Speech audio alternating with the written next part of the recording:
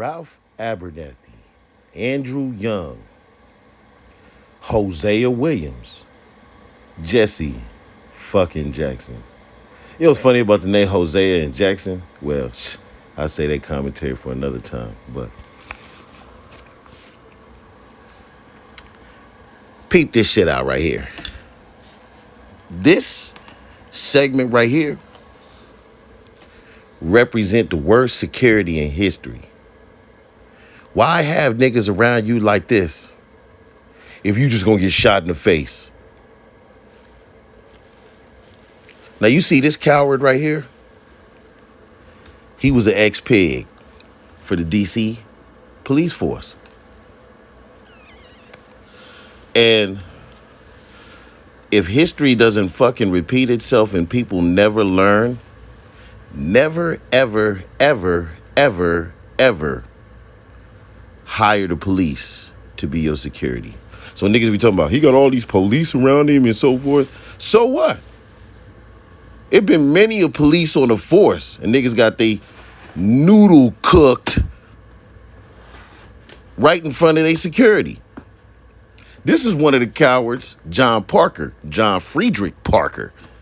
Let me get his name correct. That was on duty the night Abraham Lincoln got swerved. This other coward was his other bodyguard. Do you realize that both of these dudes retained their job after the president was killed and had another 50 years on duty after that? And not another president got killed on their terminology after that. So that tells me two things. Either these niggas was sleeping idiots and then finally woke up after one president was assassinated, or them niggas was complicit. That's what that tells me. Them niggas was complicit. And that's why I decided to name this specific segment the worst security in history. I'm sure there's some other niggas. But for right now, we're going to stick to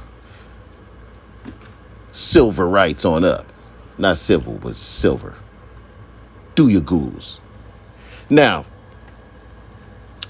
Clint Hill and Jackie Kennedy. You see, John Kennedy was in the streets, so to speak, with Marilyn Monroe and all that type of shit. And everybody knew he was a playboy, right? I think he was even hanging out at the Playboy Mansion, if I'm to be correct.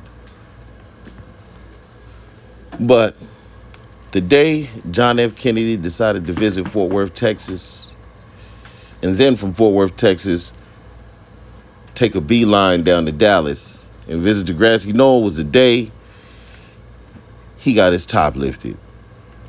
And not figuratively, literally. His noodle literally was blown off like a toupee. His wife caught the remnants like a football. These guys right here, man, the three bozos, the three stooges, botched the job, tried to throw themselves on the president after he was clapped. Y'all symbolize botched security. And ironically, they were police as well. Yes, the Secret Service are police. They are law enforcement. They are a division of federal law enforcement.